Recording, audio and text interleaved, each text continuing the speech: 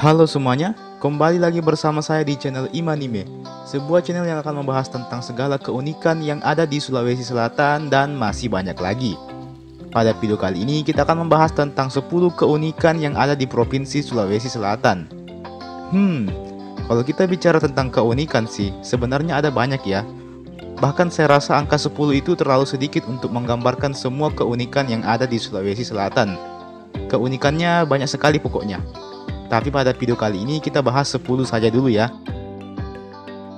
Dan seperti biasa buat teman-teman semua yang belum subscribe ke channel ini, saya mau mengajak teman-teman semua untuk subscribe terlebih dahulu ke channel ini, supaya channel ini bisa terus menghibur kalian dan bisa memberikan banyak informasi seputar Sulawesi Selatan tentunya.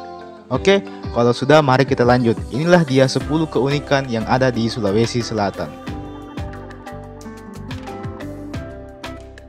Nomor 1, suku Bugis. Suku Bugis adalah suku yang berasal dari Provinsi Sulawesi Selatan. Suku ini lumayan banyak dikenali oleh orang di seluruh Indonesia. Tahukah kalian kalau suku Bugis ini dulunya berasal dari kata Tougi, yang artinya orang Bugis. Penamaan Ugi sendiri merujuk pada raja pertama Cina yang terdapat di Pamanak, Kabupaten Wajo, yaitu Satumpungi. Para pengikut Satumpungi inilah yang menjuluki diri mereka dengan istilah Tougi. Satumpungi sendiri adalah ayah dari Wecudai, dan dia bersaudara dengan Batara Latu yang merupakan ayah dari Saweri Gading. Dan Saweri Gading sebagaimana yang kita ketahui adalah suami dari Wecudai, yang kemudian melahirkan beberapa anak. Salah satunya adalah Lagaligo. Seiring dengan berjalannya waktu, orang Bugis mulai dikenal di seluruh Nusantara. Orang Bugis sendiri terkenal dengan kebiasaannya yang suka merantau ke luar daerahnya, dan kemudian berkeluarga di sana. Selain itu, suku Bugis juga dikenal dengan prinsip hidupnya yang sangat kuat. Terbukti dengan banyaknya pepatah Bugis yang masih sering kita dengar sampai sekarang ini. Misalnya taruh ada, taruh gau, dan masih banyak lagi. Nomor 2, karya sastra Lagaligo. Karya sastra Lagaligo sudah kita singgung sedikit di awal tadi. Di sini mari kita bahas lebih lanjut mengenai karya sastra yang satu ini.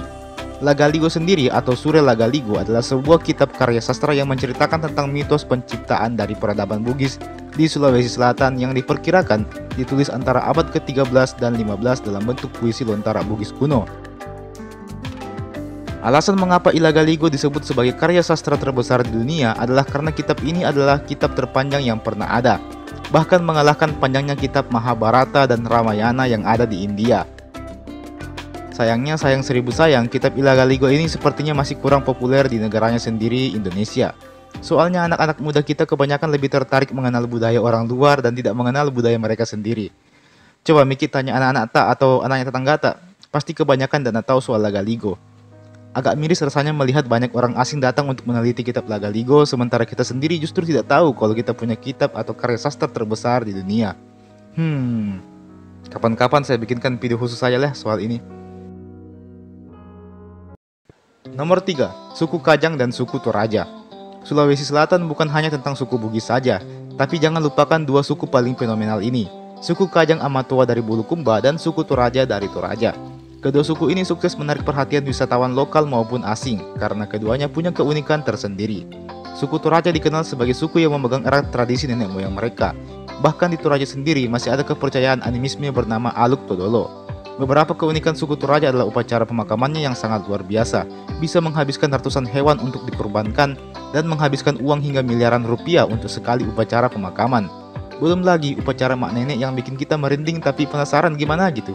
Dan jangan lupakan juga rumah tongkonan Toraja yang menjadi ikon rumah adat Provinsi Sulawesi Selatan. Selain suku Toraja, suku Kajang dari Bulukumba juga dikenal sebagai suku yang menjaga tradisi mereka. Suku Kajang dikenal dengan pakaiannya yang serba hitam serta kehidupan mereka yang menjauhi kehidupan dunia luar. Khususnya di suku Kajang bagian dalam sendiri, masyarakat masih hidup secara tradisional dan masih minim teknologi. Selain itu, ada mitos mengenai suku Kajang yang kabarnya ahli dengan ilmu-ilmu hitam. Wow. Selengkapnya saya sudah bahas tersendiri mengenai suku Kajang sih, silahkan simak videoku yang itu. Linknya saya taruh di deskripsi. Nomor 4, kuliner yang khas. Tahukah kalian kalau Sulawesi Selatan adalah surganya makanan berbahan unik dan enak? Kalau tidak, cobalah mencicipi coto Makassar, sop kondro, pisang epe, palu butung, palu basa, burasa, barongko, pisang ijo, dan jalan kote. Kenapa ya? Masih kurang unik itu? Mari kita balik ke Jeneponto makan kuda. Iya, kuda. Temukan berbagai macam makanan olahan kuda di Jeneponto. Dan selain itu jangan lupa juga ke Palopo untuk makan bakso sagu alias kapurung yang paling enak kalau pakai lawak, sayur jantung pisang sama paco alias ikan mentah yang dicampuri jantung pisang sama cuka. Enak ya pokoknya. Masih kurang puas? Tunggu, di Sopeng ada kelelawar, tapi tidak dimakan sih. Intinya Sulawesi Selatan itu kaya akan makanan enak dengan bahan makanan yang unik, jadi silakan dicicipi. Nomor 5, uang panai. Banyak orang dari luar Sulawesi Selatan berpendapat kalau menikahi gadis dari Sulawesi Selatan itu susah dan mahal karena ada uang panainya. Padahal sebenarnya uang panai itu hanya berlaku untuk gadis dari suku Bugis saja. Itu pun kalau mau keluarganya pakai uang panai juga. Tapi kalau saya lihat sih masih banyak juga yang menjadikan uang panai sebagai ajang gengsi untuk menikahkan anak mereka. Lebih lanjut, saya bahkan sudah bikin 2 video tentang uang panai ini. Satu tentang uang panai termahal yang memecahkan Guinness Book of Record, dan satu lagi tentang alasan mengapa uang panai itu mahal, disertai dengan rumus menghitung uang panai. Link videonya saya taruh di deskripsi. Nomor 6, punya banyak wisata. Sulawesi Selatan bisa dibilang daerah yang komplit kalau soal pariwisatanya. Mulai dari yang pantai-pantai ada di Bira, Bulukumba, ada juga di Jeneponto sama Parepare, Bantaeng Pale juga ada. Makassar juga ada Pantai Losari, meskipun bukan pantai tempat mandi-mandi sih, cuman tempat nongkrong. Wisata pegunungan buat yang suka naik turun gunung, ada Gunung Bawah Karaeng, Gunung Latimojong, dan lain-lain. Wisata sejarah buat penikmat masa lalu, ada Benteng Rotterdam, Benteng Somba Opu, Istana Datuk Luwu di Palopo, dan masih banyak lagi. Wisata budaya buat yang cinta kebudayaan, ada Tanah Toraja dengan segala kultur kerennya, ada suku Kajang yang juga menarik untuk dikunjungi, dan masih banyak lagi.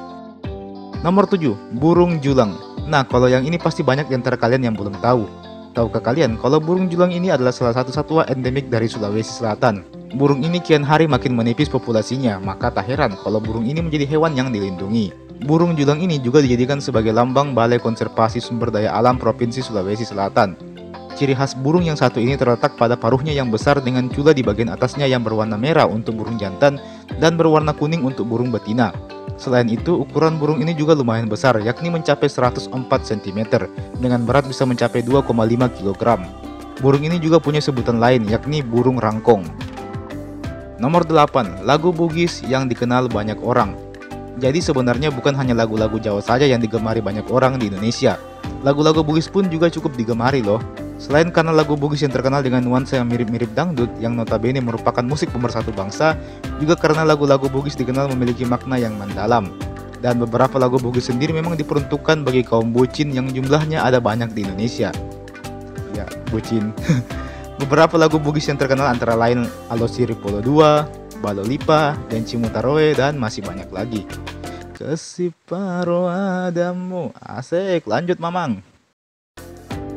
Nomor 9, banyak melahirkan penyanyi-penyanyi terkenal.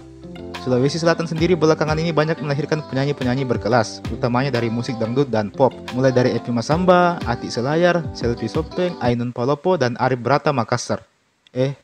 Tunggu dulu, stand up comedy itu Arif Brata le.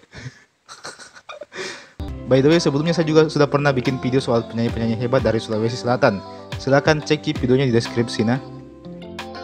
Nomor 10, klub sepak bola tertua di Indonesia. Siapa lagi kalau bukan PSM Makassar. PSM Makassar adalah klub sepak bola tertua yang ada di Indonesia. Klub ini pertama kali didirikan pada tanggal 2 November 1915 yang awalnya bernama Makassar Voetbalbond. Kayak nama-nama Belanda ya, karena memang pada waktu itu Belanda masih berkuasa di Indonesia. Dan setelah Indonesia merdeka, barulah klub kebanggaan rakyat Sulawesi Selatan ini resmi berganti nama menjadi Persatuan Sepak Bola Makassar yang biasa disingkat PSM. PSM Makassar sendiri sudah pernah menjuarai banyak kompetisi dan kejuaraan yang digelar. Selain itu, PSM Makassar juga kerap kali berlaga di Liga Champions Asia mewakili Indonesia. Tentu saja hal ini menjadikan tim berjulukan Pasukan Ramang ini selalu menjadi tim yang ditakuti oleh lawan-lawannya. Dan teman-teman, itulah tadi 10 keunikan yang ada di Sulawesi Selatan. Sebenarnya masih ada banyak, tapi untuk sementara ini mau dulu. Nantilah kapan-kapan kita bikin lagi part keduanya. Ya, kita bikin part keduanya kalau banyak yang nonton. Jangan lupa like ini video, share ini video ke teman-teman, dan jangan lupa juga untuk subscribe ini channel. Dan silahkan komen di kolom komentar di bawah. Komen kita tentang keunikan apa lagi yang ada di Sulawesi Selatan, biar orang-orang tahu kalau ada surga kecil di kaki pulau Sulawesi. Asik. Terima kasih dan sampai jumpa di video berikutnya.